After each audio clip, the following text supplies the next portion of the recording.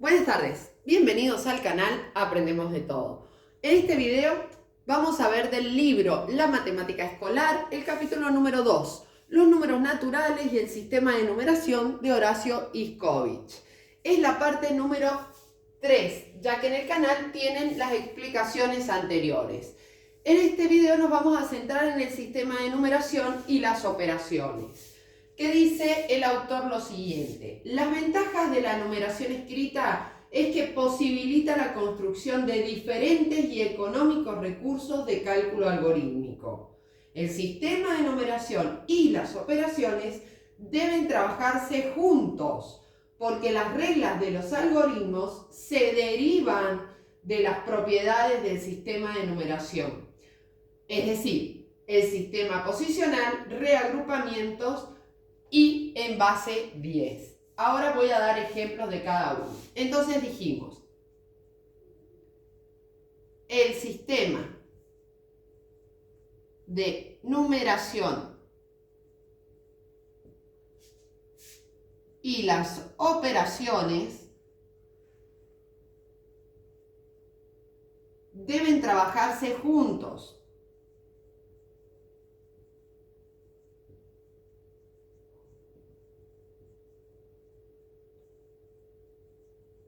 Porque las reglas de los algoritmos se derivan de las propiedades del sistema de numeración. ¿A qué nos referimos? Nos referimos a sistema posicional, es decir, el valor relativo y el valor absoluto. Acá el número 7 tiene un valor relativo a su posición, o sea, 70. El valor absoluto es 7, ¿sí? Bien, reagrupamiento. Es decir, recordemos que siempre decimos que es en base 10, porque cuando descomponemos, reagrupamos un número, por ejemplo, yo tengo el 681, en realidad lo que tengo es 600 más 80 más 1, ¿sí? Descomposición por suma. Si no, puedo hacer la descomposición por multiplicación, 6 veces 100 más 8 veces 10 más 1 vez 1, ¿sí? Entonces reagrupo. Bien, y que es en base 10. Es decir, que una decena es igual al agrupamiento de 10 unidades. 10 decenas va a ser igual a una centena o a un 100, ¿sí? Bien. Dicho esto, me dan un segundo para continuar.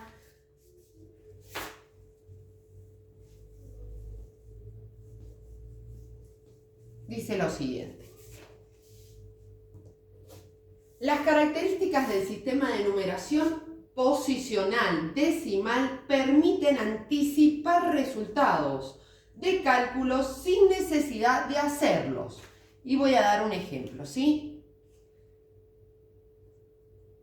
El sistema de numeración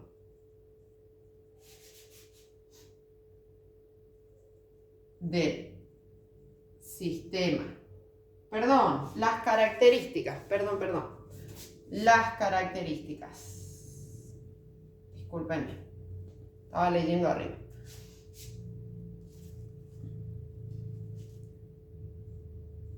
Las características del sistema de numeración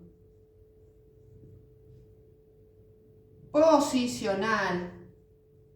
¿A qué se refiere? A la posición que les decía recién, ¿sí? Valor absoluto y valor relativo. Y posicional decimal, es decir, en base 10, permiten anticipar resultados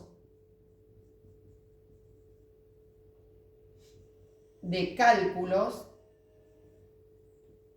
sin necesidad de hacerlos. Bien, ¿a qué se refiere esto? Si tengo el cálculo, por ejemplo, 1200 más 95, por ejemplo, lo vamos a escribir para que lo visualicen. ¿Hace falta realizar la cuenta? No. La posición que ocupa el 95 es de los ceros, por lo tanto hago así y el resultado es 1295. Este es un caso muy básico, pero cuando trabajamos con los chicos, lo que enseñamos es a agrupar cienes, a agrupar dieces. Por ejemplo, si digo 170 más 40, el niño tiene que tener un repertorio de cálculos, que 170 más 30 es 200. Y si le sumo 10, 210. ¿Sí? Eso es un cálculo que van a hacer por descomposición. Una vez que se trabaje permanentemente el tema de las reglas de nuestro sistema, ¿sí? Y los cálculos memorizados, el repertorio de cálculos memorísticos que se va a trabajar en el día a día. No es que van a repetir como loro esos cálculos hasta aprendérselos de memoria, ¿sí? Por ejemplo, si tengo 999 más 1099, perdón, más 1001. El niño tiene que entender que si este 1 lo paso para acá, puedo hacer 2000 directamente, porque acá voy a formar un 1000. Esa descomposición de reagrupamientos que hace el alumno es el que debemos trabajar en la oralidad y también en la escritura. ¿Por qué digo en la oralidad? Porque lo deben tomar como una actividad que se hace permanentemente, no hace falta escribir todos los cálculos, sí apoyarse en el pizarrón. Eso siempre les aconsejo que lo hagan para que, según la edad, puedan observar el número, pero después de a poco ir quitando, ¿sí?, ese refuerzo y tratar de hacerlo todo en forma oral. Bien, ahora vamos a hacer lo que sería, dentro de este apartado, pensar las prácticas, donde el autor propone actividades para que el docente reflexione, para que practique y también para que respalde su actividad áulica. Y dice lo siguiente: encuentre el valor del cociente y el resto sin hacer la cuenta. ¿Sí? Vamos a hacer 1.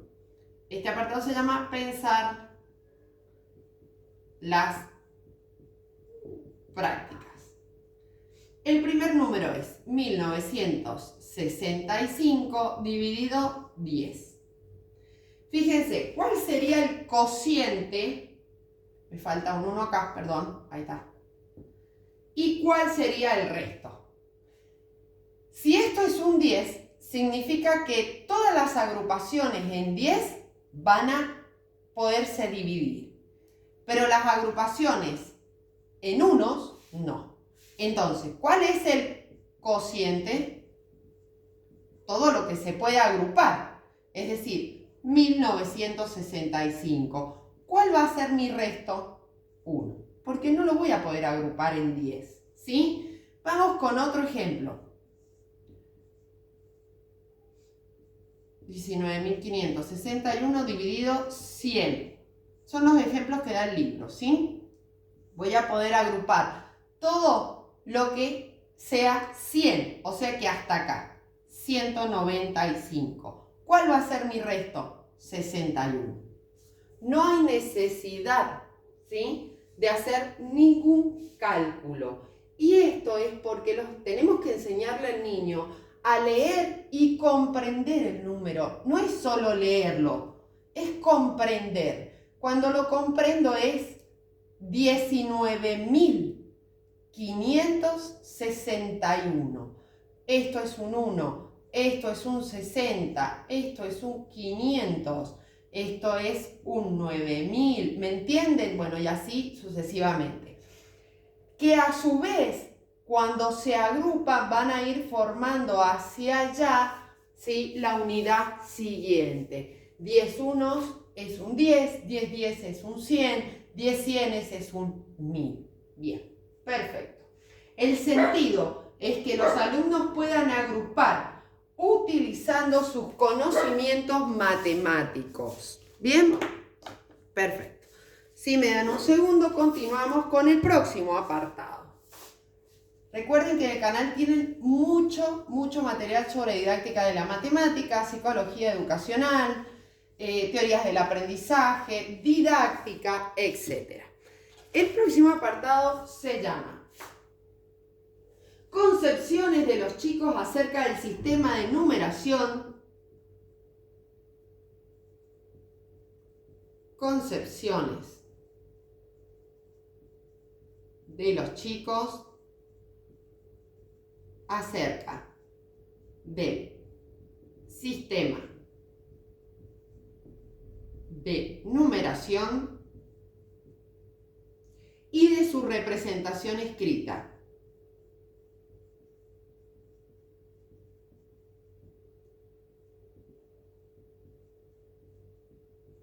Bien, ¿qué tenemos acá?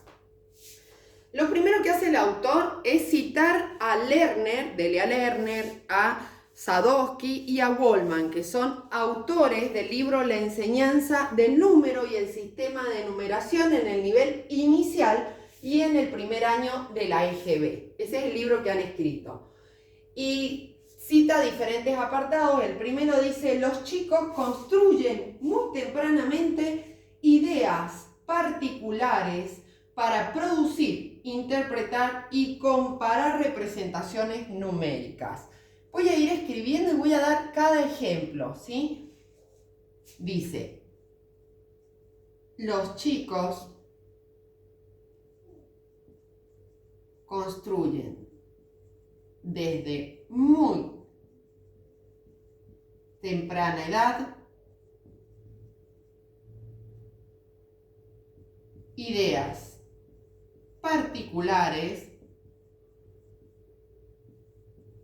para producir, interpretar y comparar representaciones numéricas. Por ejemplo, dice: entre el 367 y el 57, ¿cuál sería el mayor? Los alumnos ya poseen una representación de que los números con más cifras son mayores, ¿sí? Otra representación: ¿qué número es mayor entre el 34 y el 78? Ellos solo se dan cuenta que el mayor es el que tiene la cifra mayor del lado izquierdo, ¿sí? Y cuando muchas veces el docente le dice: bueno, pero ¿por qué este es mayor? Porque cuando contamos, señor, te dicen contamos 10, 20, 30, 40 y falta para llegar al 70. Ellos te lo explican. ¿Cómo se construye este conocimiento matemático? Bien. Dice: trabajar el sentido que tienen los números en portadores numéricos. Es decir, el sentido de un número. Recuerden que esto es una construcción cultural, el número. Pero tiene un sentido si está en una situación. Por ejemplo, precios, vencimiento de los remedios, un canal de televisión, en el calendario, los cumpleaños de cada alumno, etc. Y el tema de los portadores numéricos se debe trabajar durante todo el ciclo escolar, ¿sí? Porque construir el sentido es más importante, mucho más importante, que hacer un algoritmo matemático, ¿sí? Que podemos calcular mentalmente. Bien. otra de las citas que toma de las autoras que decía recién, dice, los chicos construyen la escritura convencional de los números sin seguir tal cual el orden de la serie numérica, ¿sí? Es decir, el niño sabe escribir un número sin necesidad de contar del 1 al 99. Cuando nosotros lo expresamos, ¿sí? Él comprende dónde va el 7, dónde va el 8, qué posición, si decimos 700, ¿sí? Bien, por eso dice que hay que trabajar en forma global muchas veces el tema de la numeración. Bien, dice, los chicos construyen la escritura convencional de los números sin seguir tal cual el orden de la serie numérica. Dice, estas escrituras dependen de la posibilidad que tengan los chicos de interactuar con números, portadores numéricos como cuadros de números, bandas, situaciones, problemas, etc. ¿Sí? Es decir, por ejemplo, he visto muchas actividades donde colocan un cuadro, acá tienen el 1, bueno, un montón de cuadraditos vacíos, ¿verdad? Y acá el 99. Bueno, y le dicen al niño, completa el cuadro. Esto lo que hace es una mecánica. El niño dice 1, 2, 3, 4, 5, 6, 7. Después hace 10, acá va a poner 10, 20, 30. Acá no hay comprensión de nada. Está repitiendo números. Sin embargo, cuando coloco el mismo cuadro con números aislados, ¿sí? Por ejemplo, acá, no sé, pongo el 22, así, mezclados, ¿sí? Por ejemplo, acá, no sé, pongo el 30 más abajo, etcétera, el 33 acá, lo hice al revés, el 23 acá, el 35 por acá, bien.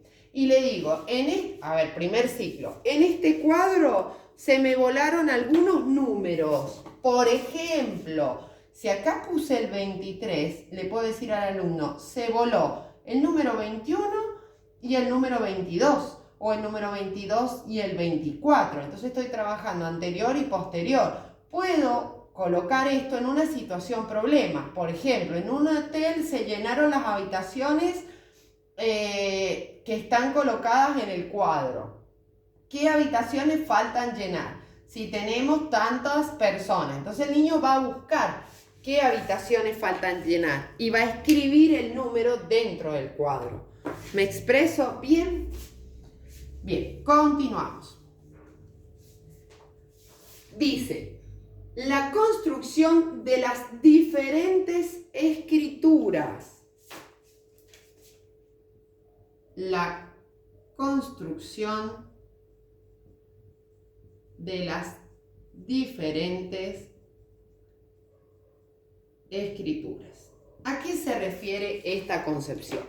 Dice, la posibilidad que tengan los alumnos de interactuar con los números. Interactuar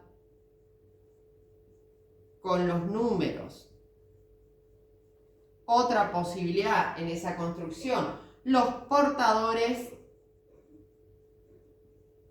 numéricos, que decíamos recién, el número consentido. Información de la numeración hablada. Información de la numeración hablada. Es decir, cuando nosotros decimos el 321, no escribimos el 321, porque este número va a ocupar un lugar, el lugar de los cienes. Eso lo tiene que comprender el niño, eso se debe trabajar. 321 ya tiene lugar, por lo tanto no es necesario colocar el número completo. Bien. Por último, la escritura convencional de los nudos. La escritura convencional de los nudos. ¿A qué le llama nudos el autor? 10, 20, 30, etc. Bien. Ahora vamos a continuar con qué actividades promueven esto, ¿sí? ¿Cómo trabajo toda esta construcción de los números? Siempre en situaciones problema. Recuerden que es muy importante el sentido. Dice lo siguiente. ¿Qué actividades?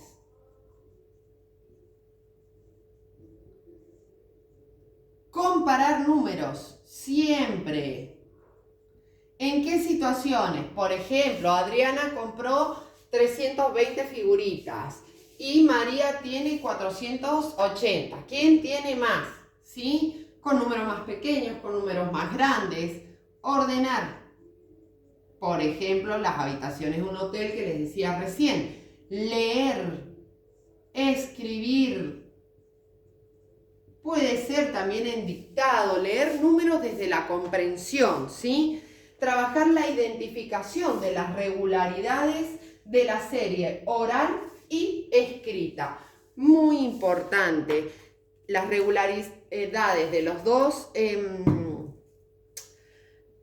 series, la escrita y la oral, están en la parte 2, ¿sí? Por si quieren recordarlo.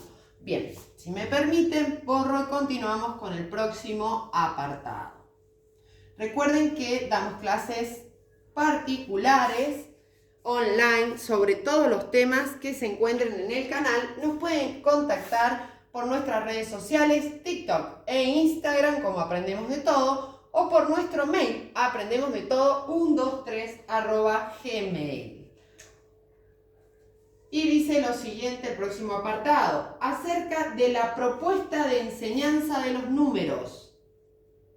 Acerca de la propuesta de enseñanza de los números. Bien, toma ideas de Brousseau. Recordemos que Guy Brousseau desarrolla la teoría de las situaciones didácticas, donde propone 4 fases: la fase de acción, la fase de formulación, lo vamos a recordar, la fase de validación y la fase de institucionalización. ¿A qué se refiere cada fase? La fase de acción es cuando el sujeto solo con la guía docente va a interactuar con el objeto de conocimiento, es decir, la situación problema. Luego tenemos la formulación. Formulación, que significa que va a elaborar un mensaje sobre cómo realizó esta resolución, qué algoritmo, qué procedimiento, validar, ¿está bien o no?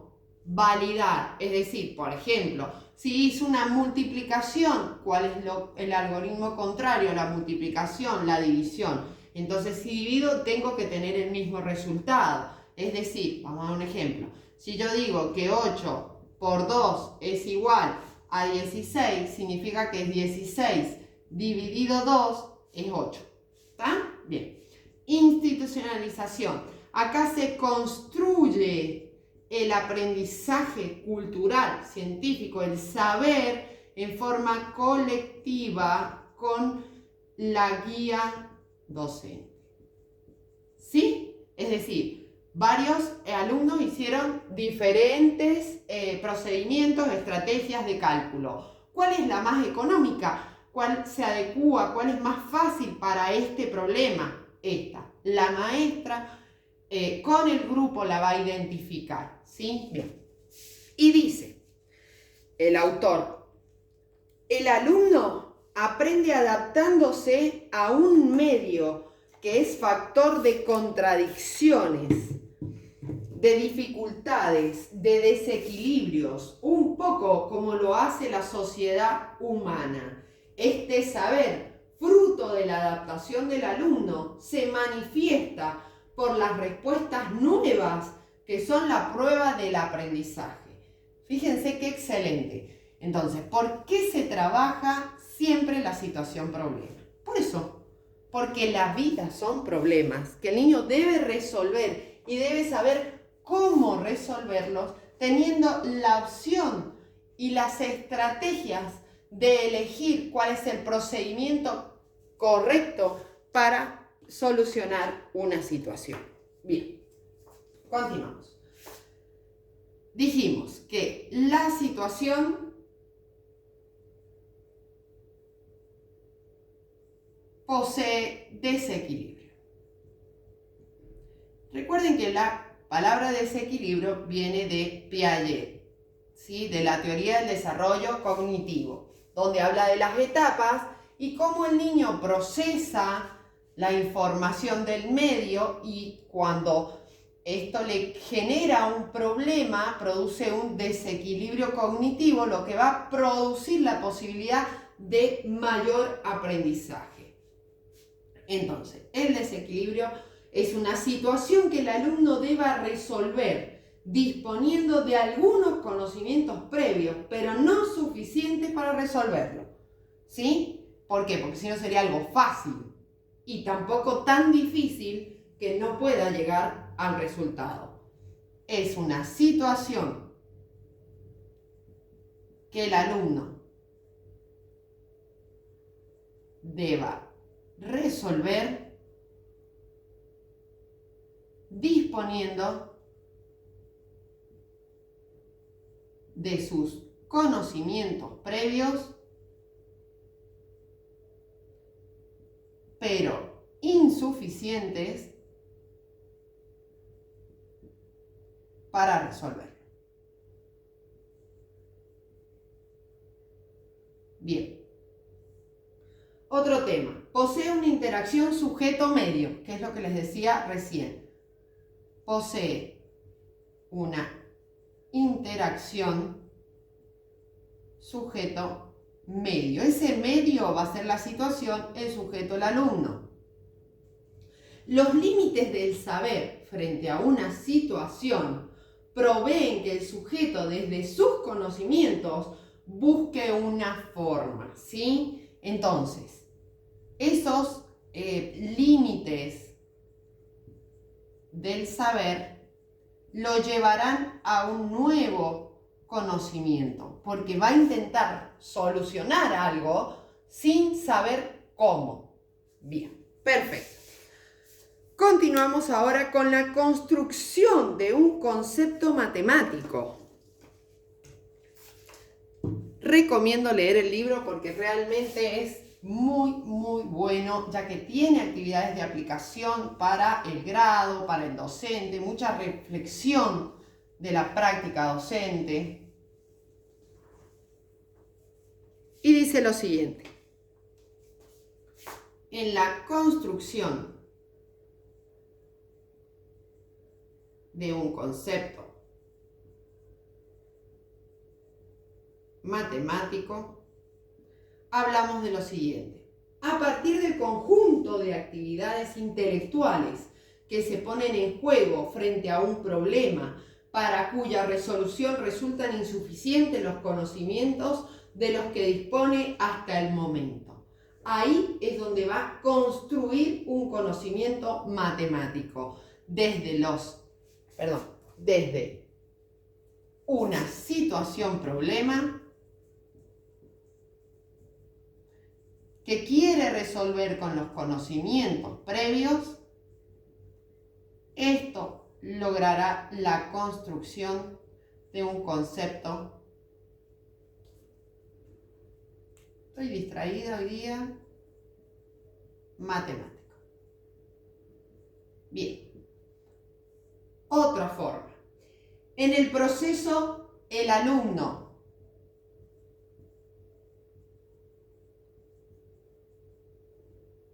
va a construir esos conceptos cuando justifica, que les decía recién, formula cómo lo hiciste y valida cuando valida si está bien lo que realizó, las decisiones que tomó. Y el docente ahí va a intervenir como guía para sostener ese trabajo, si es correcto o no.